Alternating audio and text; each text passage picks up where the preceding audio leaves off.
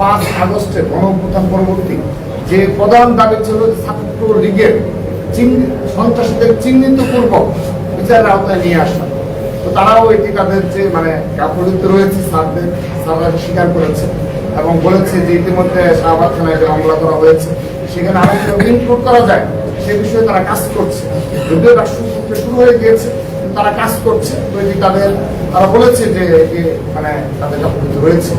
আমরা আশা করছি যে আমরা 23টি ছাত্র সংগঠন যেভাবে একত্রিতভাবে ছাত্র লীগের চিহ্নিত সন্ত্রাসী অর্থাৎ বিশ্ববিদ্যালয় কমিটি, হল কমিটি, অনুষদ কমিটি এবং সেন্ট্রাল কমিটিতে সর্বশেষ যে কমিটিগুলো রয়েছে তাদের সবাইকে বিচার আওতায় নিয়ে আসতে হবে।